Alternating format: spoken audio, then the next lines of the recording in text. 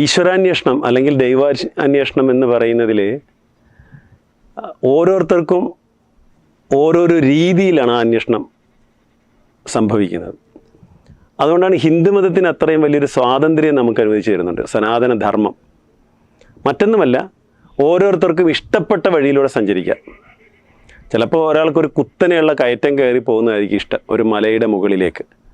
ചിലപ്പോൾ അങ്ങോട്ടൊരു പാത വെട്ടിത്തെളിച്ചിട്ടുണ്ടെങ്കിൽ അതിലൂടെ പോകുന്നതായിരിക്കും മറ്റൊരാൾക്കിഷ്ടം. ഇതൊന്നുമല്ലാതെ ഹെലികോപ്റ്ററിൽ പോകുന്നതായിരിക്കും മറ്റൊരാൾക്കിഷ്ടം. അപ്പോൾ അവരവർക്ക് ഇഷ്ടമുള്ള വഴിയിലൂടെ അതിൻ്റെ നെറുകയിലേക്ക് എത്തുന്നത് പോലെയാണ്. ഒരു വലിയ പർവ്വതത്തിൻ്റെ നെറുകയിലേക്ക് എത്താൻ ഇഷ്ടപ്പെട്ട വഴികളിലൂടെ സഞ്ചരിക്കുന്നത് പോലെയാണ്. പക്ഷേ യാത്ര ഉണ്ടാവും, യാത്ര മുടങ്ങാൻ പറ്റില്ല, യാത്ര ചെയ്തേ പറ്റൂ, അന്വേഷിച്ചേ പറ്റൂ.